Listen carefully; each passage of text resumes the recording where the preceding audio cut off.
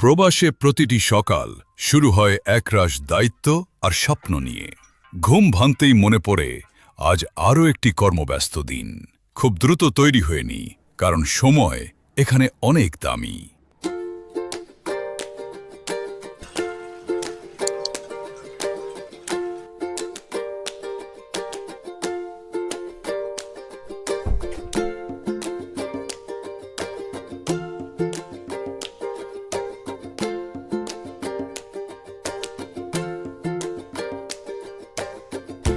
Room থেকে বের হয়ে লিফটের জন্য অপেক্ষা, আর মনের কোণে উঁকি দেয় দেশের কথা।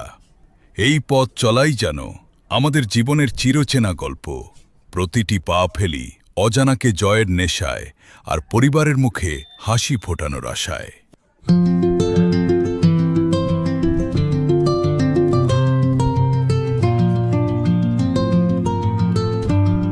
কাজের চাপ তো থাকেই, কিন্তু এর মধ্যেই যখন বন্ধুদের সাথে ছোট কোনো খুশির মুহূর্ত কাটাই, তখন সব ক্লান্তি নিমেষেই দূর হয়ে যায়।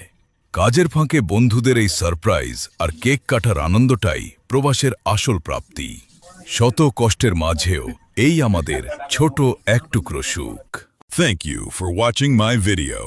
Please like, share and subscribe.